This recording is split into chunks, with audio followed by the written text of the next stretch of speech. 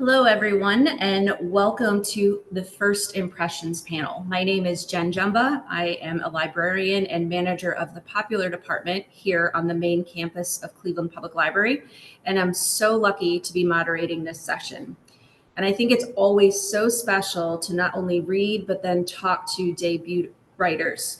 And I am so glad in this world that storytellers are continuing to work on their craft and share their writing with us, whether it's to delight us, to teach us, or to simply these days help us escape. So I'm so excited to announce the panel. Tochi as This Kind of Trouble, which is published by Tiny Reparations Books, Penguin Random House. Lidija, Hilje, Slanting Towards the Sea, Simon and Schuster. Allison King, The Phoenix Pencil Company, William Morrow, HarperCollins. Danie, Shokoohi, Glass Girls, Gillian Flynn Books, Zando. And Emma Nanami Strenner, My Other Heart by Pamela Dorman Books, also of Penguin Random House. So I'm so excited to see you all. And I thought I'd kind of start with a bit of an icebreaker. If you can describe your book in 5 words, and we'll go ahead and we'll start with Tochi. Well, thank you, Jen. I'm really excited to be here and really excited to connect all the other writers in the panel. Kind of trouble in 5 words, I would say love,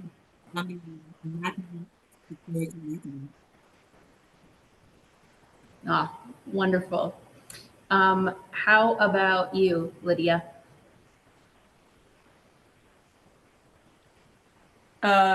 Mine would be literary love story in emerging Croatia.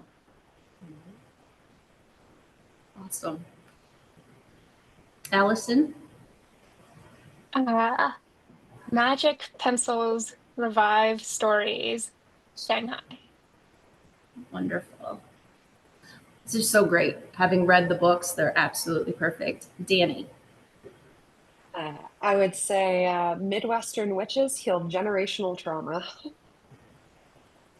Well, so look at everybody on the panel's nodding because they're like, yep, that's it. And last but not least, Emma. Mine would be Women, Girls Yearning to Belong.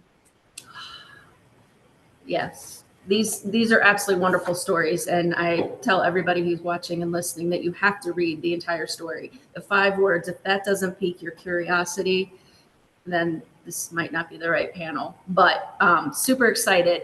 So let's talk. Let's say you're all at a cocktail party. How would you introduce your main character? Like, for example, it's like, this is Jen. She's a librarian willing to travel and help us with research outside of the country, loves debut writers. And we'll start with Emma.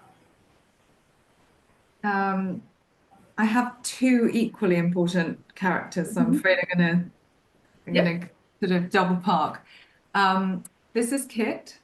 She's just graduated high school. She's mixed race with wealthy white parents from Chestnut Hill in Philadelphia. She's adopted. She wants to find out a little bit more about her own heritage during the summer and heads to Tokyo. But her parents would prefer that she probably stayed home with them. This is Sabrina, her best friend. She works hard. She keeps a low profile. She sort of exists in Kit's shadow.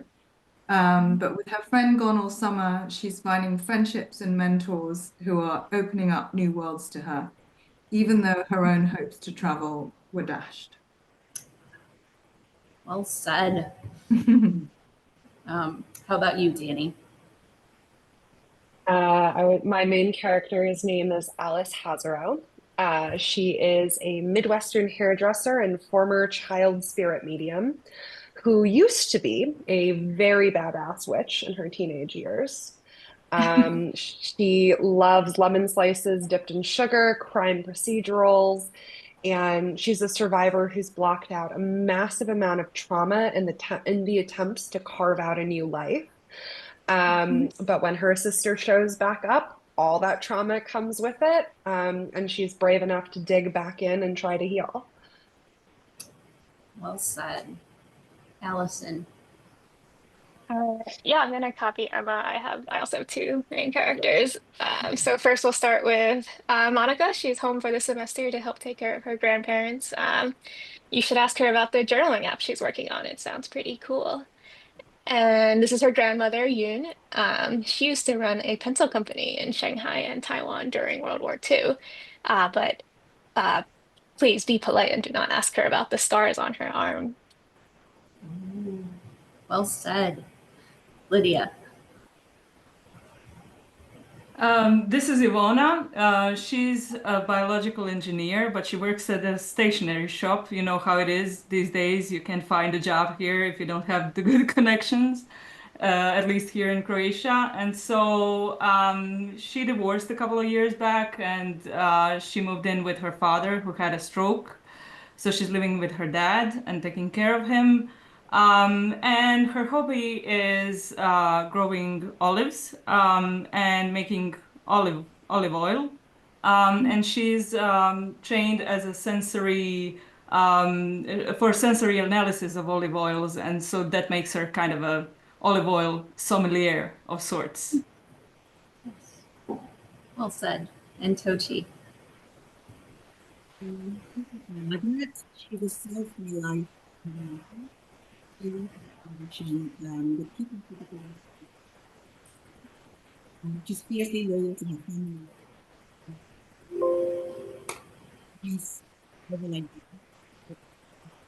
company, and she's really desperate.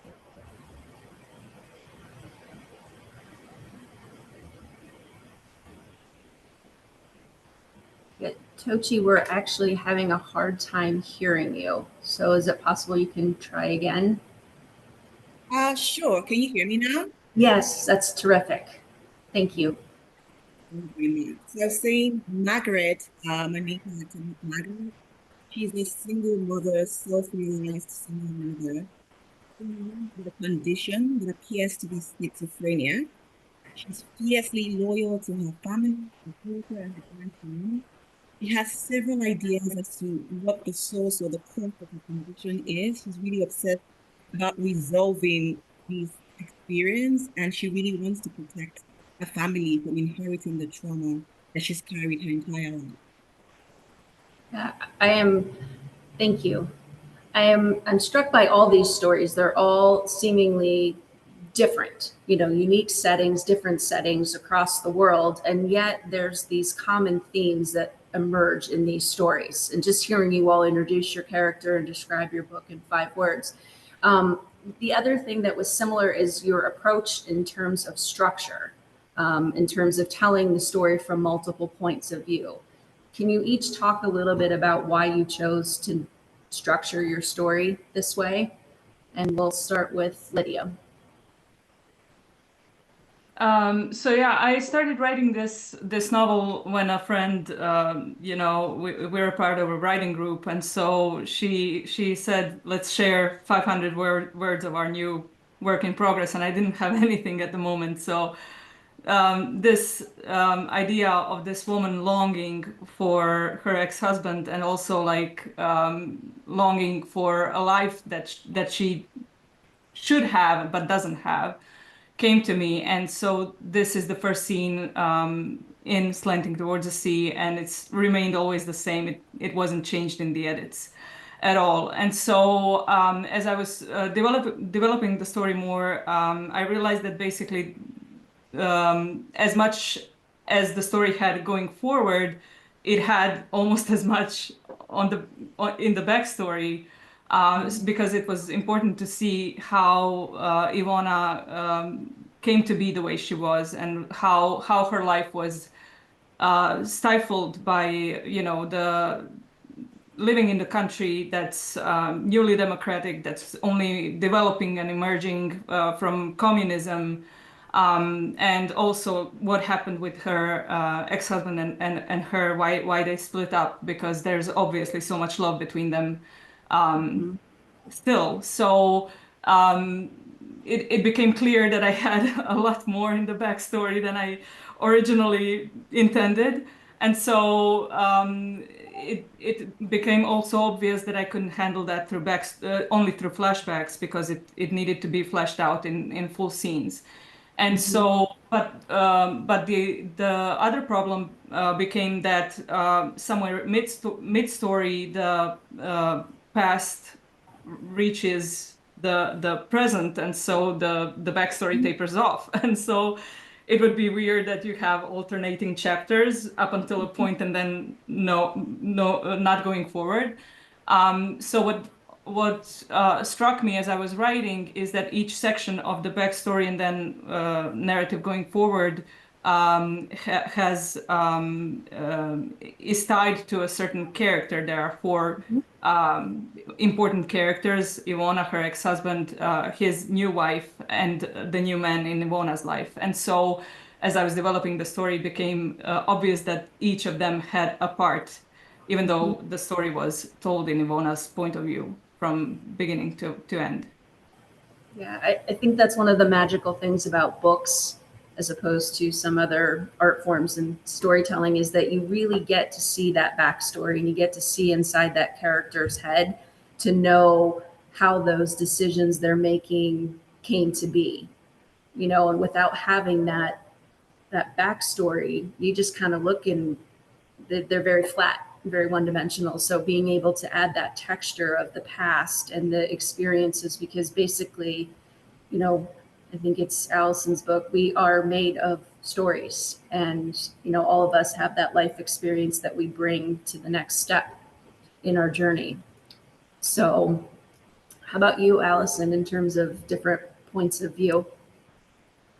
Yeah, so I started writing this story knowing that I wanted to write something set during 1940s, 1950s Shanghai. And I wanted there to be a pencil company, and I knew the pencils would be magical. And then I started writing it, but then I kind of had like this huge bout of imposter syndrome where I thought, like, I can't write this. I don't know anything about 1940s Shanghai. Um, and I'm just going to get it all wrong and it'll be terrible. So then I started writing her granddaughter's point of view, and the granddaughter is she has a lot of similarities to me. So I made her like go to the same college I did, and the same. I live in Cambridge now. She lives in Cambridge, and just gave her a lot of my own experiences, that just kind of grounded the book a lot more. And then I think also was a good way to bring that 1940s story and reflect it onto the present in a way that um, I both felt more comfortable writing, but also felt kind of more into in general. So Monica, the granddaughter, is a software engineer, and I'm also a software engineer. And then that kind of became like um, the analog for the magical component of the pencils, where the pencils kind of are capable of reviving whatever they had once wrote before. And then Monica, meanwhile, is a software engineer, and she's working on this app, and it collects a lot of data. And then so it basically became a data privacy book. And at that time, I was a data privacy engineer. So it all kind of like mapped into, but yeah, basically trying to map the storyline that was less familiar to me into one that was familiar. Well done. How about you, Danie? For me, the decision to do multiple timelines came from this question of when somebody is trying to heal from trauma, but they don't want to look at it. Like they don't want to touch it. They don't want to be reminded of it. It's over there in a box in the corner. How do you, in narrative time, make them open the box when they don't want to? And so for me, it became apparent very quickly when I started writing Glass Girls that having a narrator that has a like really close psychic distance, going through flashbacks, just it didn't feel right. It didn't feel like Alice. They felt like something that would come from an external speaker rather than something that Alice herself would naturally allow. And it was really important to me to keep this like close space in Alice's head. So then the question becomes, how do you force a character to touch this when they really don't want to? And the answer I came to is that you don't. You transcribe the things that slip through their defenses. So, which means as a narrative structure, I use double perspective, which is Alice, the adult, looking back at her traumatic childhood, and staying, it's those past timeline sections are not a child Alice recounting what happened. They are adult Alice trying really hard to not look at what's happening. So for me, those multiple timelines are a tool to, be able to transcribe this trauma in a way that still gives the character room to flinch away, which was something that was very, very important to me when I was writing the book, that we do have the opportunities to flinch away from trauma. And as a character, that was something I wanted to grant her without taking away the knowledge that and the things that the reader would want to see. Well done, because as a reader, there were times where I flinched away from her trauma, reading what had happened. So, Tochi, how about you with the multiple timelines? Can you hear me? Can you all hear me? Better, my sound? Yes, much better. Awesome. So essentially, I'm really interested. I'm someone who's always been interested in this connection between history and narrative power, right? And so questions like who gets to construct a story? How is the past sort of like distinct to us, right? So for example, you sort of think about Nigeria's or West Africa's colonial past, right? We still through formal Western education. But I wanted to sort of reimagine the past of the experiences of my own ancestors, right? Thinking about the quotidian, everyday experiences of these village casts as we really loved and transgressed, right? So that was sort of like informing, I guess, my decision to go back to the earlier 20th century, right? On the other hand, I did want to think about the ways that the past is never really concluded or complete or tidy or just sort of like resolved, right? The ways in which the past is constantly entangled with the present, so that we cannot sort of like really think about the now moment without sort of like thinking about the then and the how, right? And so you think about my character who's living in this condition, but who's really obsessed with sort of like what has been forced upon her, right? In terms of like as ancestral lineage, right? But also sort of like the colonial legacy, right? And so the idea that time, of course, we know is not linear and time is not circular. So I wanted to sort of like adopt a narrative structure that, fed into the sense of cartography, right? Where my characters are sort of like linking through several hinge moments and hinge points, right? So even though the novel itself is a century-spanning novel, right? It does sort of like jump across one hinge moment to the next. Yeah, it is so well done capturing that past informing the present in your story. That always makes you think, and it seems to like we don't know when it's going to happen, right? Like we like to think, okay, we've left that in the past, we're over that, and then something happens in the present moment, and all of a sudden it takes you right back to the past that you thought you had dealt with. So it was really interesting to see that play out with your characters and their stories and how they, lived their lives. So well done. Emma.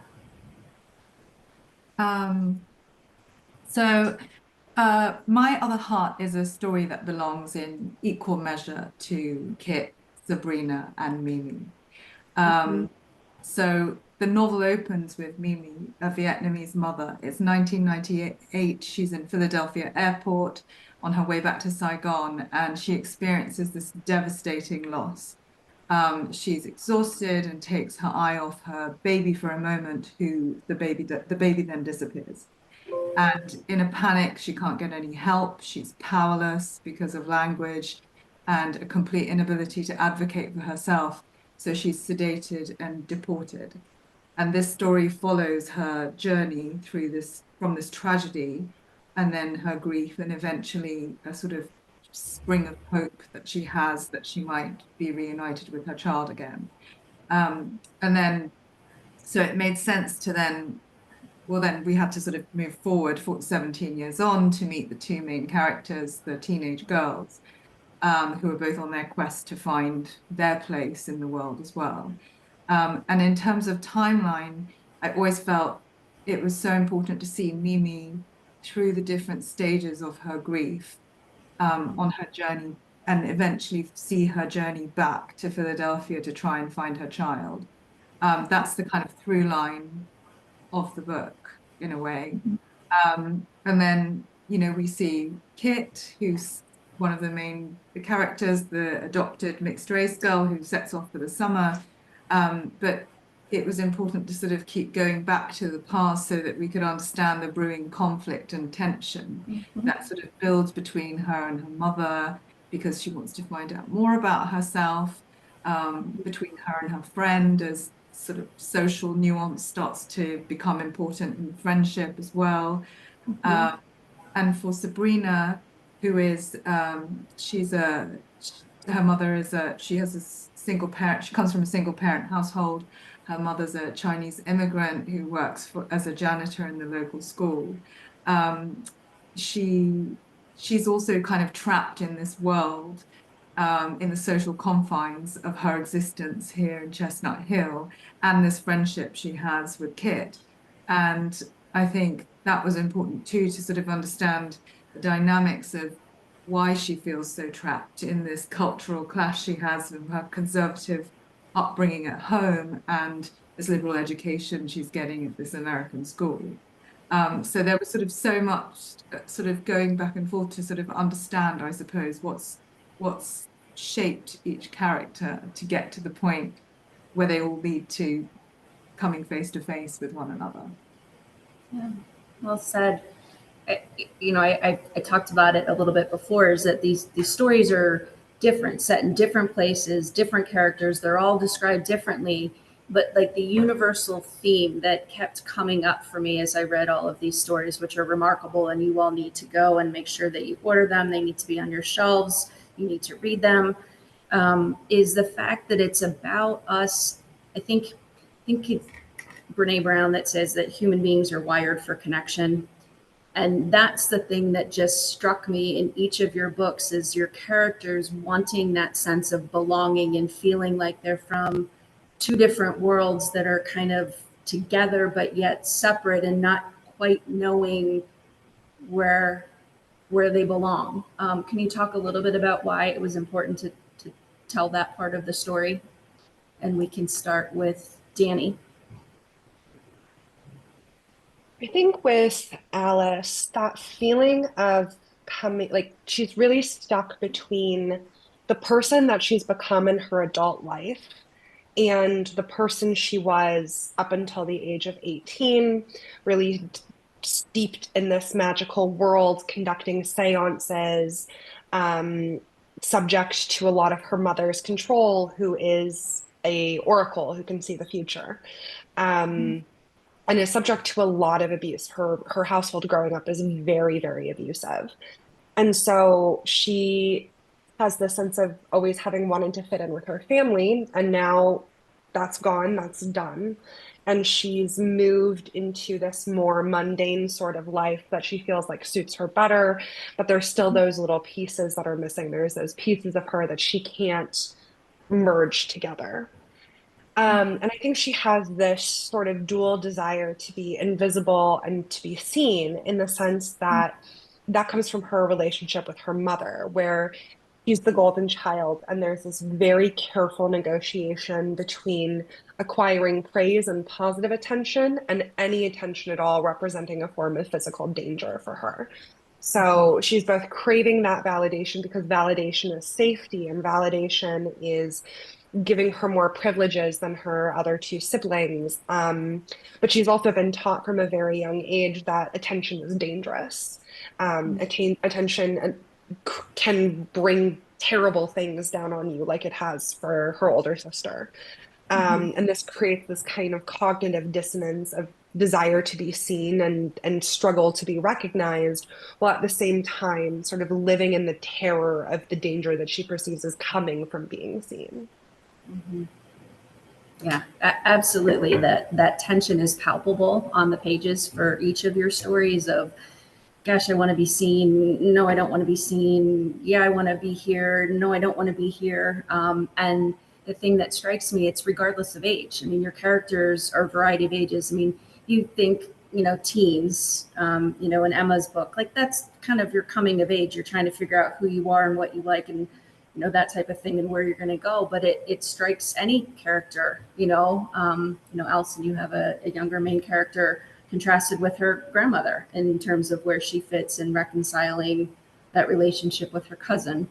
Tochi, let's talk a little bit about your story and how the want to be seen and want to be invisible at the same time plays out. Yeah, absolutely.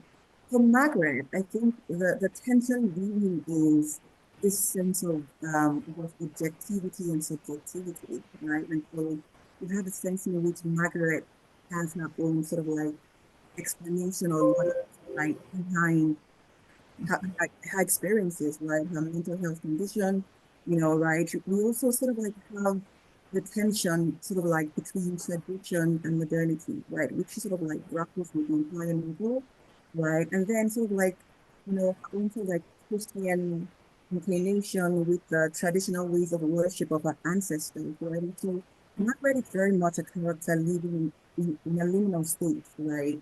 It has like these dual worlds, right? These dual universes, right? And we even sort of like about the fact that she's sort of like adopted into her sense of ancestral lineage, right? And so she's constantly sort of like straddling both worlds, right? And she's constantly sort of like pushed to, I guess, figure out or align with one single identity, right? Which doesn't necessarily pan out. So I was really interested in sort of like reflecting without answering what it means to be hybrid, what it means to be multiple, what it means to belong fully to both worlds, both contexts, both units, right? To be informed, to have a life experiences, traditions, transgressions that are fully informed by both your ancestors and the traditions, right? But also Right. your more, I guess, contemporary Christian, beliefs, right? And so Margaret essentially grappled with that throughout the entire history, right? And we kind of see this the way that the novel tries to make sense of schizophrenia, right? It doesn't, the story never fully articulates or answers the question, is this schizophrenia or is this a curse from ancestors, right? That's the invitations that the novel makes to the reader to decide what it is. Yeah, it's fabulous to hear you talk and give that background and perspective to the story that I've read.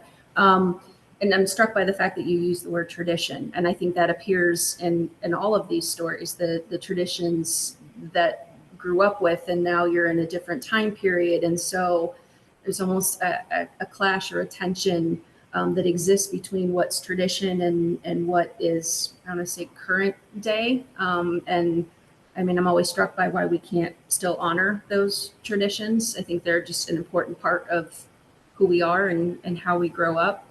And I think it was in your book, Tochi, where the line was something to the effect of this quest that Benjamin went on for answers, and it just beget more questions. So I mean, that to me is always kind of interesting. You think you're going to get answers, and then that's just even more questions I didn't even know I had, but starting to look towards answers and what happens in that process.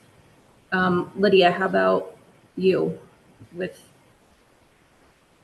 I think most of my question was answered by Danie and Tochi. I think there are so many similar things in my book as well. But in terms of Ivona, I think what's interesting about her is that she's a sensitive person. So she's overthinking, overfeeling. She feels everything very deeply. She thinks about everything deeply, and to be this sort of person, especially in a place like this, which is the Balkans, which historically has always been like a place of wars and strife and scarcity. People are very caught up, I think, still in their flight or fight, and people like Ivona who do have this ability to feel are not, it's very hard for them to be surrounded by people who are mostly you know, it's kind of like an ironic society, a little bit sardonic. Like they're just like it's very difficult. And so from early on, she feels dismissed by her family. Her family is difficult in many ways. Her father has a strong personality. Her mom is a little bit neglectful in an emotional way. And so this continues when she is in school, and she gets the same treatment from her friends. She's always the person who thinks too much, who's not fitting in. And so the first time she ever feels seen is by Vlaho when they meet as students, and when they divorce 10 years later, that's like a huge loss for her. Not only a loss of, a marriage and a relationship that was close to her, but also a loss of being seen by someone who being belonging to someone and being seen and fully accepted for who you are. So this is kind of what keeps going on for her, because she will try to be open with a certain person, and if that person shuts her down, she will close up. And so she has these two modes of operating. She's either fully closed or fully open, and there's really little that can be middle ground to be found between the two, basically settings, right? Because it's hard for her to be open a little bit, right? To share a little bit of herself. So she's either closed or open. She likens herself to a heart valve, that it's either open or it's Yes. closed. She's like a membrane where things are permeable, so she has to close herself. Yes. Yeah. Yes, exactly. Allison, how about you? Yeah, I think so. Monica, the granddaughter, she's kind of stuck between worlds in many ways. But I think the one that I was most interested in exploring was so she's home for the semester because she's her grandparents are very, very old and they need her help at this point. And so she's staying home, and I was interested in exploring this. Um, I guess where she feels caught between the life she is living and the life she could be living. And she's like never quite resentful about it because she like truly loves her grandparents and all that. But I think there's just like a natural struggle that comes when you become a caretaker for someone and you see other people living their lives and kind of feel like your own life has stalled in a way. And she's also trying to take the time to like become closer to her grandparents while they are still around. But in that sense, she's caught between like being like a filial granddaughter who is just kind of taking care of them, doing whatever they want her to do, versus like trying to get to know her grandmother's story, but her grandmother doesn't necessarily want to share her story because it's kind of a painful history that she went through. So that's a lot of the tension that drives at least that side of the story, where she's wanting to know more, but also wanting to respect her grandmother.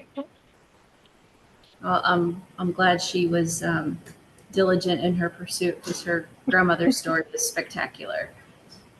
So, yeah. And Emma. So I think for Kit and Sabrina, the fact that they're sort of grappling with their own sense of where they belong is also coming at a natural time, because they've just graduated high school, they're about to sort of set off into the world. Kit wants to go to Japan because that's where she believes her birth mother might be from, to try to find out more about who she is. But her search sort of only takes her so far, because as she sort of wrestles with what she wants to know, it's also sort of hand in hand with what she's comfortable staying in the dark about. For example, she's happy to visit Japan, but it makes it a lot more palatable and appealing somehow if she's staying with her parents' friends and, it's familiar surroundings. And meanwhile, Sabrina, she's sort of left in Chestnut Hill for the summer. And she's always existed in the sort of shadow of her friend, but it's during the summer where she's able to sort of forge these friendships that open her up and sort of give her the courage to find her place. There's sort of a key scene actually just before she graduates high school, where she's invited to speak in this drama class. And she dreads it every week. She doesn't want to do it. She's sort of horrified at the thought of being picked on to have to speak and give a monologue in front of all these peers that she's terrified of embarrassing herself in front of. But the teacher sort of forces her to stand on stage, and she speaks up, and it's a moment where she sort of breaks out of her shell, and she feels seen by people that she's sort of always thought that they've deemed her invisible up until this point. So it's sort of it for both of the characters. They have these, both of the girls, they're just on the cusp of something completely transforming for them and finding their place, I suppose. Yeah, absolutely. I mean, I think all of your characters, the thing that I was struck by is their sense of story, you know, the story they tell themselves, and, you know, who preserves the stories, you know, and can we trust that the person who preserved the stories is telling, I mean, they're sharing one perspective of it. Allison, I believe it was in your book, the story of people assembling because they wanted a bicycle path, you know, in a neighborhood, and everybody's like, wow, that's great, you know, it's safe and whatever else, but then not the people who didn't have an opportunity to have their voice shared, you know, whose property was infringed on. We got to be careful, I think, with stories that we show all perspectives. And sometimes there's the stories we tell ourselves, there's the stories we tell other people. You know, it's a challenging time to be able to discern what is the truth and who do you open yourself up to. Lidija, I mean, your character Ivana, like, does she have her, you know, heart valve open? You know, Emma, I think about that scene in drama class where she like literally cracked herself wide open and was like owning all of the stuff, and is such a public thing. And I think, wow, how brave. You know, if we can show up as our genuine selves with people who are going to genuinely love us for who we are, not who they think we are, or we're not being who we think we should be for that other person, is probably a more eloquent way to say that. That's why you all are the writers. But I think about certain lines from each of your books. I think about Allison and your character saying, why not be honest with those I cared about? Why dodge and hide when we're all just people trying to reach each other? You know, and it speaks to the relationship with her grandparents, the app that she's working on. Do you have any thoughts? Yeah. I think the whole book really is about data privacy and who has the right to a story.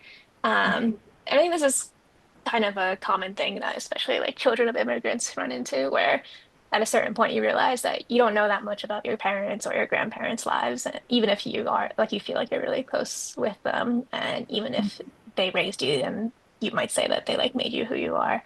But there are also probably reasons why they haven't told you their stories, and it's um, kind of this balancing of when it is helpful to share or not share. And I think from the parent or the grandparent's perspective, it's there can be a lot of pain and a lot of like little self-deprecation of like, oh, that's not relevant anymore. Like that time period has passed. We're not at war anymore. Things won't be like that anymore. Like your life won't be like that. So you don't have to know about that. Um, but then as the kid, you're kind of like trying to figure out what kind of person you are. Monica in the story is 19, so she's at like a pretty vulnerable age of figuring out who she is, and um, you're trying to figure out like to understand yourself and to basically craft the story of yourself and what kind of person you see yourself as. Um, and I think in that context, like knowing your parents' stories can just mean so much to that kind of person. Absolutely. Because the whole premise of the app Embers is to spark connections between people, beyond just the surface things. So that the next time you go to maybe a networking event and you don't know everybody, somehow you know that that person also likes, you know, the Cleveland Guardians baseball team. So there's something in common. You can strike up a conversation, and it's all about like just go first. sometimes dread those networking events, like, oh my gosh, I'm not that interesting. I'm like, who am I going to talk to? You know, it's flashbacks to like cafeteria and trays and where do you sit kind of thing. And then I think just say something silly, just say something and start it. And the person's probably feeling hopefully the same way, unless they're just like super cool like all of you. So Danie, there's a line in your book where repeat a lie often enough and it tastes like the truth. So it speaks to a little bit more about stories and what we tell ourselves and each other. So I think a lot about the way that the narratives that we tell ourselves and the narratives that other people tell about us to us end up shaping our perception of the world, in the sense that I think we both internalize praise and criticism from other people, and it shapes how we view ourselves. Even if a portion of us doesn't resonate with it and thrashes against it, and we taste the shape of that truth, but those anecdotes become a form of evidence and they become a form of narrative and they become a solidity that sort of binds us into the perception of who we are. And for Alice, this kind of acts as a form of manifesting. She ends up separating herself into Alice, who is the present day person, age 30, living in Saginaw, Michigan, versus Isabeau, which was her name before she ran away at 18. And she tells herself, none of this happened to Alice. That was Isabeau's problem. I'm not Isabeau, I'm Alice, and pushes all of that away to the point where she can almost believe it, to the degree that when she sees her sister in the grocery store, she refuses to believe that it's her sister. Up until Bronwyn grabs her and is like, hi. But for her, it's that I have told myself this story. I am Alice Hazerow. I am a hairdresser. I am fine. I did not have a past. And that becomes her truth until, you know, it knocks her on the head. And then she has to go back and heal. Absolutely. Lidija, the line, sensed it in a way that we know things if we don't give them words. In a way we choose to not know the things we're unable to confront. Very similar to Danie's character in terms of like, tell often enough you believe it.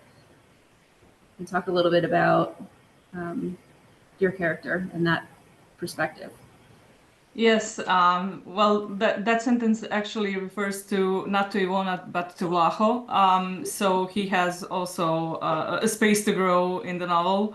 And it refers to the fact that sometimes our reality is shaped not by what is what the truth is, but how we interpret that truth, and the way we interpret it is through a filter of previous trauma, big or small, neglect, or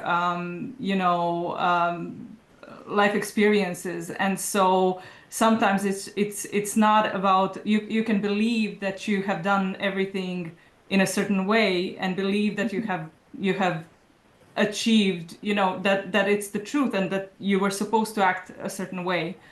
But then if you unpack the reasons why you thought that you were supposed to act a certain way, you can find often that it wasn't a matter of choice, but it was conditioned by certain, either trauma or expectations or coping mechanisms, defense mechanisms. So kind of similar to Danie, I think our stories are in that sense very similar, rooted in psychology.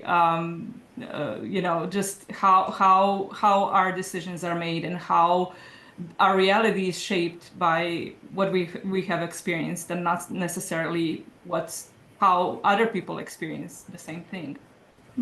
I think that's just part of the human condition. And I think that's why all of your stories, the characters in your books, resonate so well, because they're capturing what we all as a reader at one point or another or repeatedly have experienced.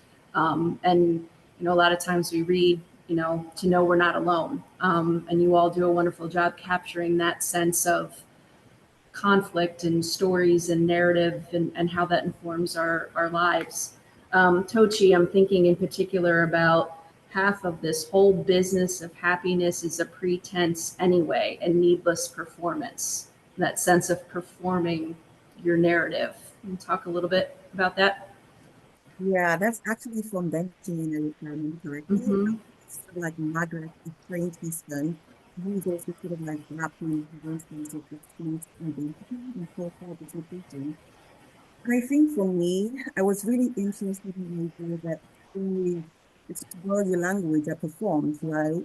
Because the past or history is constantly mediated to us, right?